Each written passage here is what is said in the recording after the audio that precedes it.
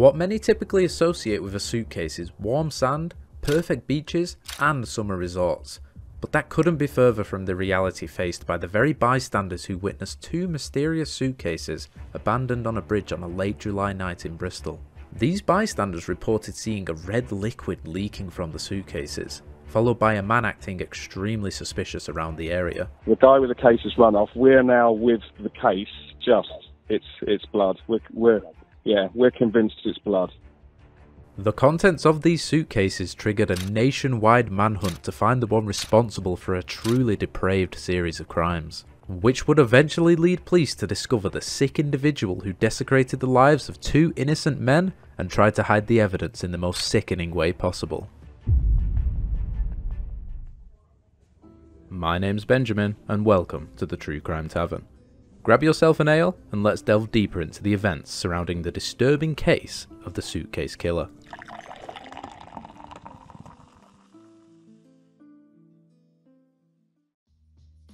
Our story begins today in London, known for its mix of affluence, cultural landmarks, and vibrant shopping centres. With London being the most densely populated area in the UK, there's no shortage of fun activities to take part in here, something which the victims of this case, Albert Alfonso and Paul Longworth, were privy to, as they were both happily enjoying their lives living together in an area named Shepherd's Bush, a lively suburb of West London that, whilst being primarily residential in character, its focus is the shopping area of Shepherd's Bush Green, an approximately 8-acre area of beautiful open grass surrounded by a massive variety of local businesses and stores. It's thought that the name Shepherd's Bush originated from the use of the common land here as a resting point for shepherds on their way to markets within the city of London, whilst others believe it could have been named after someone in the area, as in 1635 it was officially recorded with the name Shepherd's Bush Green.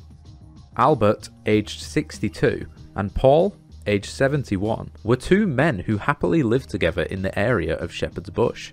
Albert was a swimming instructor and was training to be a lifeguard at a swimming pool in West London. Former colleagues of Albert described him as funny, authoritative, and motivated. Further to this, he was previously a general manager at 375 Kensington High Street, a luxury residential estate located in West London. With various apartments and penthouses, it was in this very building that he had met Paul, a handyman who had recently retired. They both shared an immediate bond over the fact that they were both fostered as children, and after growing with each other over a healthy 20-year relationship, they would enter a civil partnership in February of 2023. Paul was described by friends as neighbours as being extremely kind, with those who frequented the same pub as Paul stating that he was a warm and generous person. According to a senior officer investigating this case, they were each other's everything, their rocks, and their world. These descriptions paint a clear picture of the pair being a truly lovely couple and a genuine pleasure to be around. Much like most people, the pair had secrets that they kept close. Albert was said to have been very private about his personal life, and it was later revealed that he had been involved in a world of extreme adult films, which he frequently paid for, participated in, and shared videos of online. This is something that Paul, his partner, had nothing to do with, although he knew about it and willingly accepted the matter, further emphasising the trust and acceptance they had for one another. Whilst these activities are certainly not illegal or inherently wrong, it's this world that Albert was fascinated with that would tragically trigger a series of truly horrifying events. On the other side of the world, we come to the beautifully vibrant country of Colombia, which is known for being the most biodiverse country per square kilometre, with more bird, butterfly and orchid species than anywhere else on Earth. It's home to the incredible River of Five Colours, one of Colombia's most stunning natural wonders. The river is said to captivate visitors with its vibrant hues of red, yellow, green and blue, which is caused by the aquatic plants and minerals. As with London, there is no shortage of fantastic opportunities to enjoy yourself here. You can even swim in two different oceans, as it is the only country in South America with coastlines along both the Atlantic and Pacific Oceans. It's here that we meet a man known as Yostin Mosquera, a 35-year-old Colombian national who lived in the second largest city in Colombia, Medellin.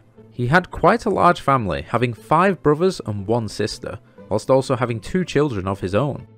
Mosquera, much like Albert at the time, was posting scores of videos of himself online, where he would perform extreme adult acts as a myriad of fake characters, primarily to earn money and being known as a webcam boy on adult platforms. It was on one of these very platforms where Albert and Mosquera would cross paths, and with their shared passion for adult films, one thing led to another and they began speaking over Skype in as early as 2012.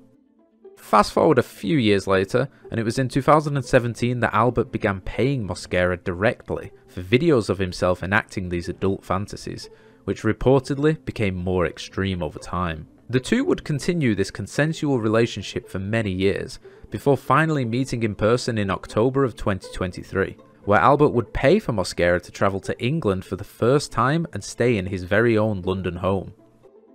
Whilst Albert and Mosquera's actions were by no means innocent, they were consensual and completely legal, so there should have been no reason for anything to go wrong.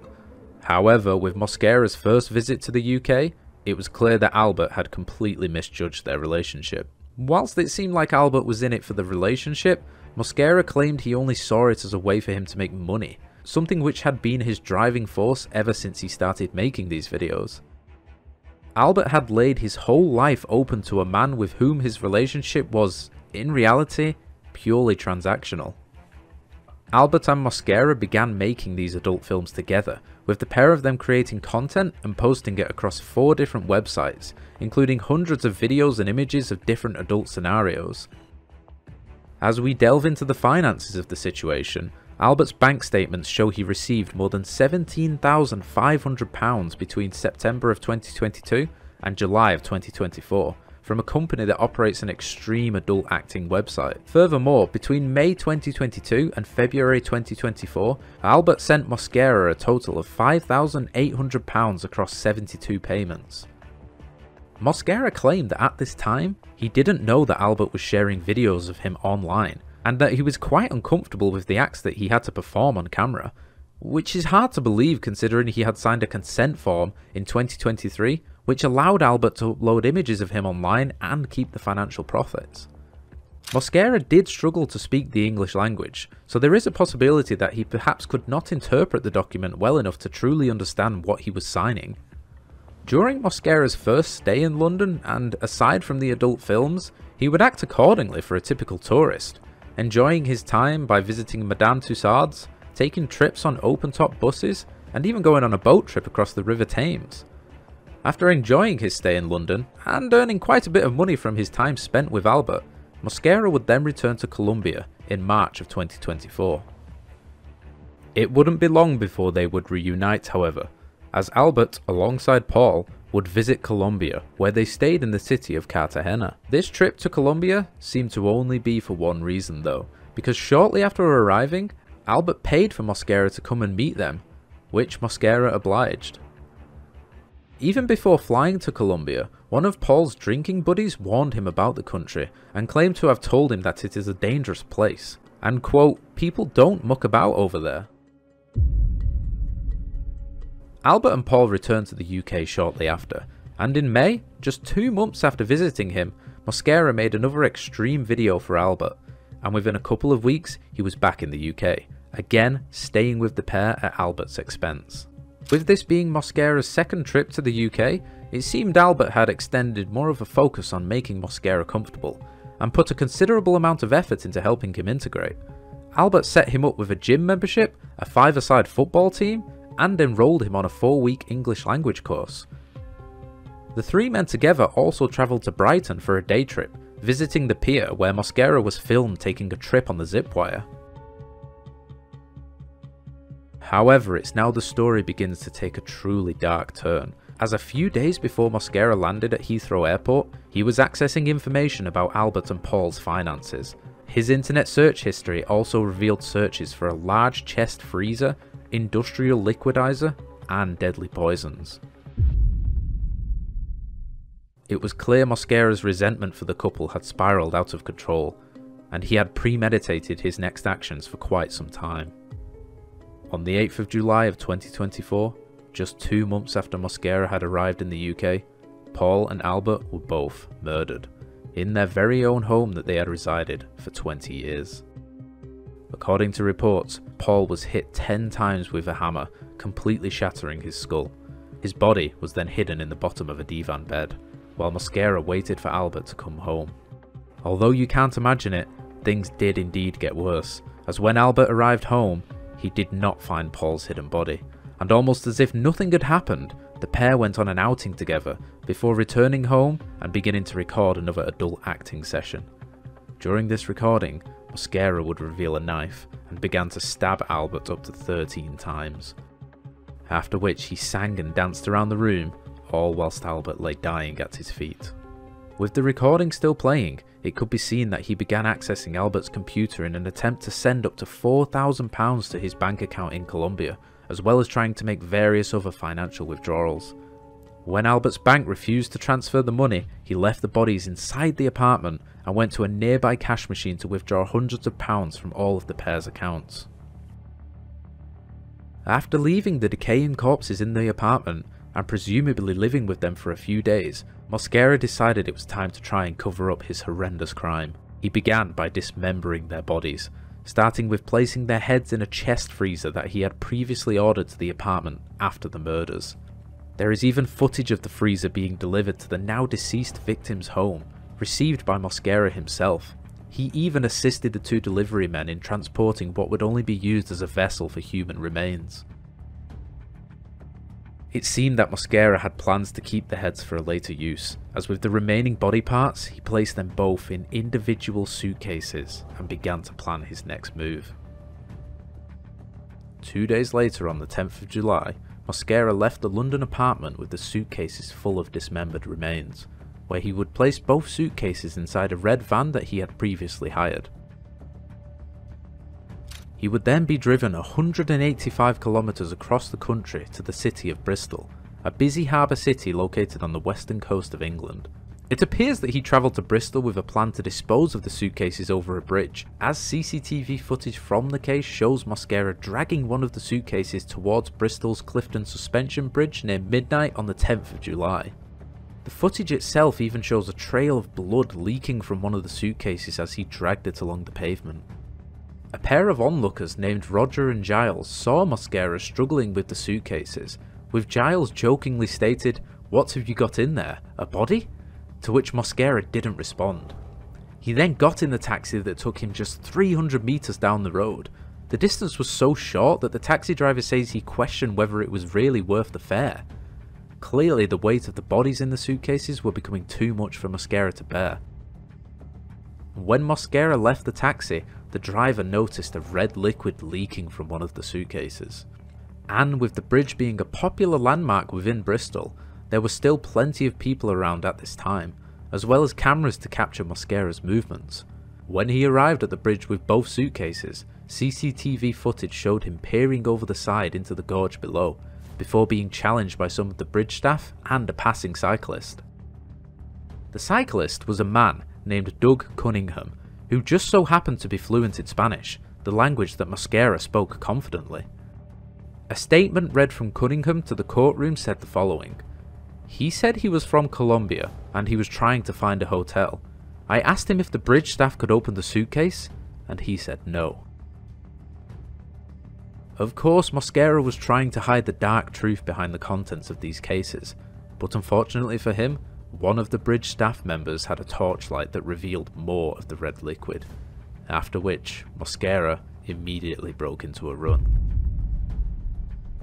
The cyclist, Cunningham, immediately chased after him and began filming his escape as he ran down the road into the night. Mosquera can be seen shoving him away as he attempts to flee further, and for his own safety, Cunningham would cease the chase and Mosquera disappeared into the dark. Following these events, the bridge staff made the following harrowing call to the Bristol Police Service.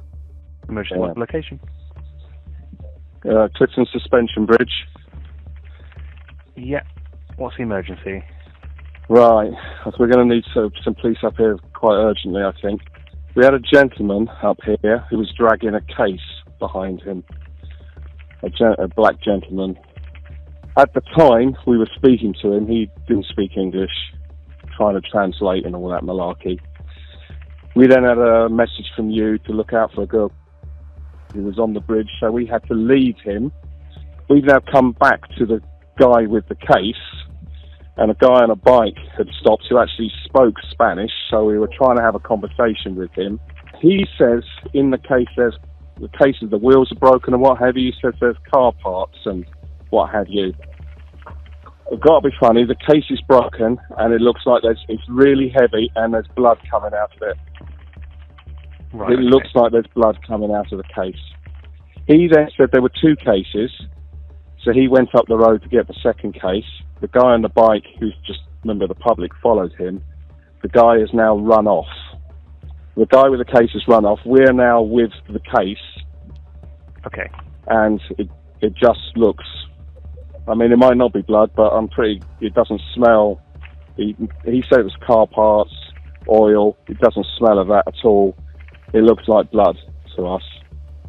Without smashing the case open, we're not really going to know, and that's obviously for you, but it's blood. We're convinced it's blood. After this disturbing phone call, the police quickly arrived to the scene, but they were in no way prepared for what came next. Detective Inspector Neil Mead, who was the police officer charged with leading the investigation and the hunt for Mosquera, stated that opening these suitcases had a massive impact on these people. Officers discovered not 1, but 2 torsos, completely dismembered and of course decapitated. The residents of the quaint city of Bristol woke up the following morning to the horrifying news, with the bridge being completely closed for the investigation. Inspector Mead stated that, at the time, we knew that we had bodies that had been cut up. That's really rare in Avon and Somerset. That's really rare nationally, echoing how truly depraved and rare such an evil act can be. One key clue would immediately accelerate the investigation, however, as officers inspecting the suitcases found a luggage tag with an address that would lead them to Shepherd's Bush in London. This address was of course the home of Albert and Paul, and upon entering the building, the police officers found blood in every single room on the property. Mosquera had even left one of his murder weapons behind, which was a blood-stained hammer that the police found in the hallway when they entered. Upon delving deeper into the property, police found that the bathroom door was completely blocked, but with enough force, they managed to push it open slightly to reveal what the blockage was. A large chest freezer, the same one that he had previously ordered and carried into the property, and to the sickening surprise of the officers, it contained nothing other than Albert and Paul's decapitated heads. The home is where the police found the various video recordings of the numerous adult sessions involving Mosquera and Albert, with the final recording showing Mosquera stabbing him to death, which was caught in extremely graphic detail thanks to the 4 cameras that they had set up beforehand. Officers who returned from the crime scene were said to be as white as a sheet. I cannot imagine the terror that those poor officers felt upon entering this home. After covering the bridge and the victims' homes, officers had also received a tip-off from a member of the public about a dusty red van that had dropped off a mail with 2 suitcases in Clifton the night before the murders. Police quickly located this van and found that the owner had driven Mosquera across the south of England, after which they obtained Mosquera's phone number from him. Using this, they were able to tell that the phone had been live in Bristol until the early hours of Thursday, 11th of July, where it was then turned off. They now had all the evidence and information they needed to begin the search, as helicopters, drones, dog units and as many police as they could spare were all deployed in a massive manhunt across the city of Bristol. Unfortunately though, despite the warnings the police had given to all of the country's airports and ferry ports, the trail had gone cold. Over a period of 2 days, the police continued to search the country for him. Luckily for the police, however, Mosquera made a fatal mistake and turned his phone back on after just 2 days. It's not clear why he would do this, but it was the catalyst that led to the preceding events. Using a surveillance team, the police managed to track Mosquera moving in the Hotwells area of Bristol, not even a 5-minute drive away from where he left the suitcases containing his victims. CCTV footage even showed him walking past a takeaway pizza place wearing just 1 shoe. It's kind of unbelievable that he not only turned his phone back on, but also thought that he could walk through the centre of Bristol after what he had done, especially with only 1 shoe, which would only draw more attention to him. After tracking his phone and whereabouts via camera footage, the police estimated that he was heading to a transport hub to find a way back to London. And just 2 short hours later, officers found him sitting on a bench outside Bristol Temple Meads train station and immediately arrested him on suspicion of murder. It seems Mosquera either thought the police had forgotten about him, or he was simply so insane at this point that he wasn't thinking straight at all. Seeing no chance to flee, body camera footage shows the arrest of Mosquera.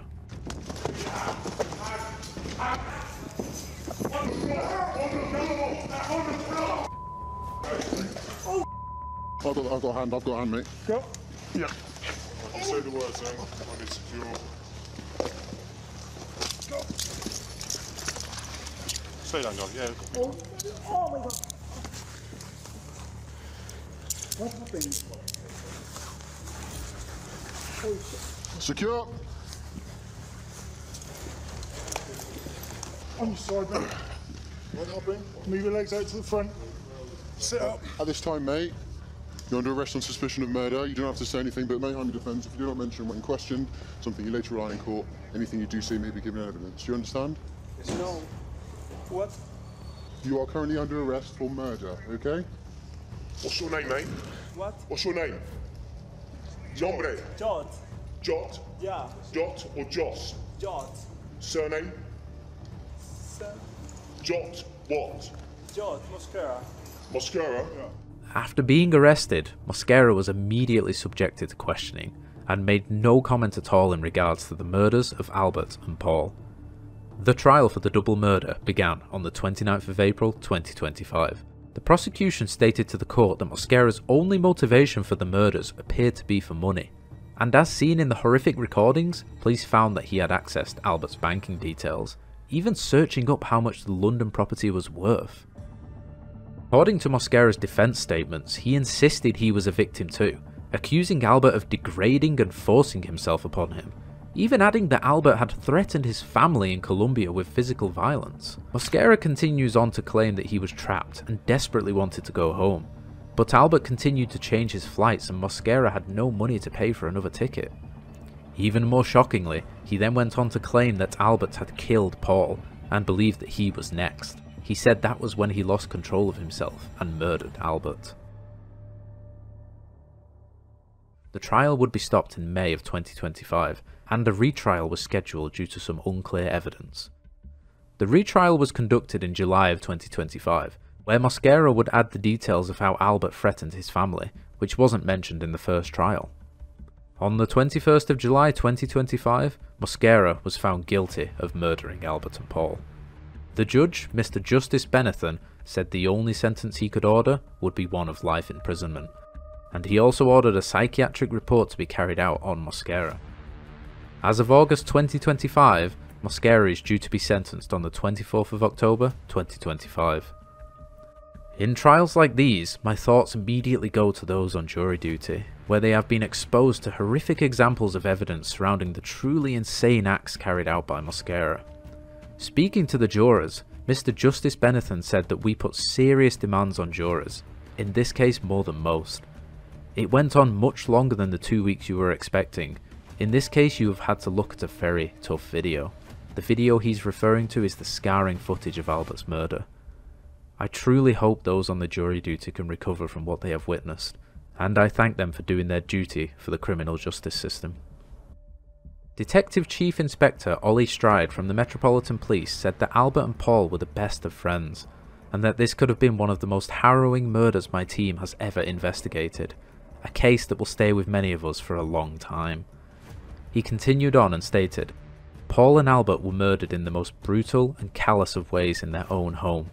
The investigation has been complex and intense, and we have worked tirelessly to build a catalogue of evidence which would ensure we brought Mosquera to justice. Our thoughts and prayers remain with Paul and Albert's family, loved ones, and all who knew them, as they continue to process the trauma of what happened.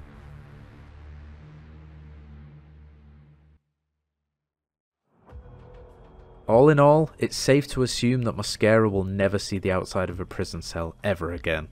For some, this may be a satisfying conclusion to the case. However, the friends and family of Albert and Paul will forever carry this scar inflicted upon them.